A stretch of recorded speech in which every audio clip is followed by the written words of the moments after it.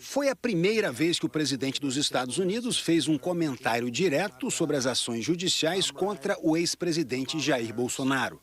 Donald Trump disse em um post numa rede social que Bolsonaro é alvo de perseguição. Sem mencionar diretamente as ações judiciais contra o ex-presidente, escreveu que o Brasil está fazendo algo terrível no tratamento dado a Bolsonaro, que, segundo Trump, não é culpado de nada. O presidente americano disse ainda que vai acompanhar muito de perto essa caça às bruxas contra Bolsonaro, sua família e milhares de seus apoiadores. Em 2023, o Tribunal Superior Eleitoral tornou Jair Bolsonaro inelegível por 8 anos por abuso de poder político e uso indevido de meios de comunicação. O TSE entendeu que a reunião com embaixadores estrangeiros no Palácio da Alvorada, em julho de 2022, teve uso eleitoral. Na ocasião, Bolsonaro determinou que o encontro fosse transmitido pela TV oficial do governo e fez afirmações sem provas contra o sistema eleitoral brasileiro. Em depoimento no dia 10 de junho aos ministros da primeira turma do STF, o ex-presidente admitiu que nunca teve provas de que tenha havido fraude nas eleições. Bolsonaro também é réu em uma ação no Supremo Tribunal Federal por tentativa de golpe de Estado em 2022. Segundo a denúncia da Procuradoria-Geral da República, Bolsonaro chefiou uma organização criminosa com um projeto autoritário que planejou impedir que o presidente eleito, Lula, assumisse o poder. No mesmo depoimento do dia 10 de junho, Bolsonaro admitiu ter discutido com ministros militares alternativas, segundo ele, constitucionais, para contestar o resultado das eleições. Mas negou as principais acusações e afirmou que não teve qualquer envolvimento com planos ilegais. Ainda não há data para a conclusão do julgamento no STF. Em uma rede social, Bolsonaro agradeceu a mensagem de Trump, a quem se referiu como ilustre presidente e amigo, e que o americano passou por algo semelhante nos Estados Unidos, tendo sido também, segundo Bolsonaro, implacavelmente perseguido. O Palácio do Planalto reagiu ao post de Trump. Em uma nota assinada pelo presidente Lula, o governo brasileiro afirmou que a defesa da democracia no Brasil é um tema que compete aos brasileiros. Afirmou que o país é soberano, que não aceita interferência ou tutela de quem quer que seja, que o Brasil possui instituições sólidas e independentes, que ninguém está acima da lei, sobretudo os que atentam contra a liberdade e o Estado de Direito. Pouco depois, durante a entrevista coletiva de encerramento do encontro do BRICS, no Rio, o presidente Lula respondeu a uma pergunta sobre o post do presidente americano. Esse país tem lei, esse país tem regra, e esse país tem um dono chamado povo brasileiro. Portanto, dei palpite na sua vida e não na nossa. O STF não se manifestou sobre a publicação de Donald Trump.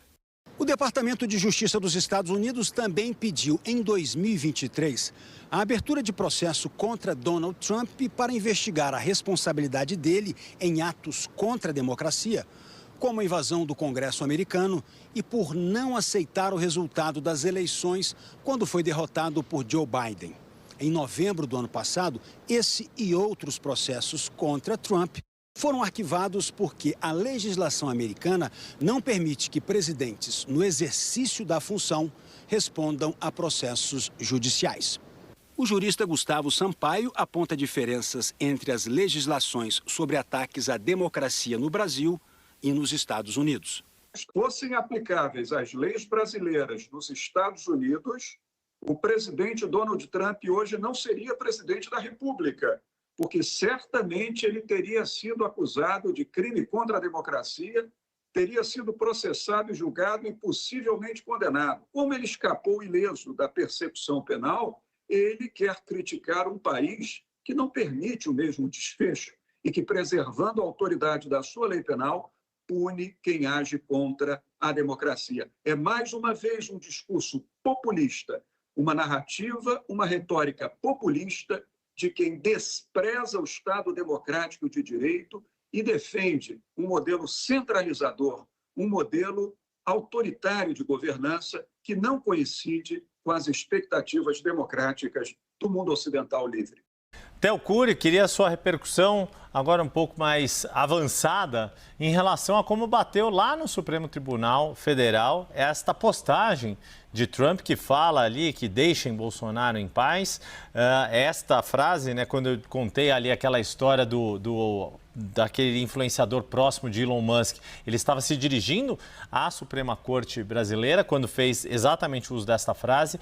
E essa expressão que Trump faz de caça às bruxas, né, witch hunt, que é uma expressão bastante utilizada em inglês para esse tipo de perseguição política e algo do tipo. O Yuri, vai na mesma linha do que a gente conversava antes. O Supremo adotou o silêncio como saída. Os ministros do Supremo Tribunal Federal estão evitando fazer qualquer tipo de comentário com relação a essa declaração feita nas redes sociais do presidente norte-americano Donald Trump.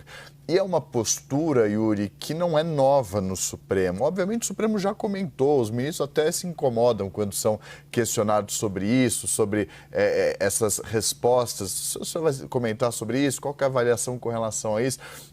Vira e mexe, essa indagação gera um incômodo, porque também não cabe ao Supremo rebater todas as vezes que for alvo de críticas, ainda mais críticas feitas por um líder internacional.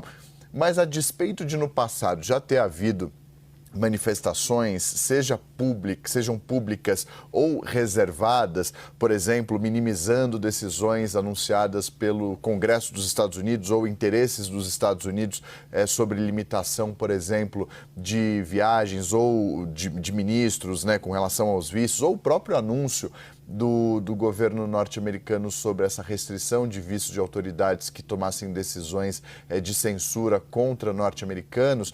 O Supremo tem adotado essa postura de tirar o time de campo e deixar isso para a diplomacia. O Supremo tem adotado esse posicionamento de não se posicionar. Então, é uma postura de se manter distante dessas polêmicas, deixando, porque avalia, e os ministros avaliam nessas conversas que a gente mantém com eles, que essa é uma atribuição da diplomacia brasileira, uma atribuição política que cabe ao Ministério das Relações Exteriores, ao governo, de maneira institucional, de dar uma resposta a quem quer que seja quando o assunto é a relação internacional entre dois países. Então, o Supremo tem se colocado nessa posição, adotado essa postura. Foi assim em maio, quando o governo dos Estados Unidos anunciou a restrição dos vistos a autoridades estrangeiras.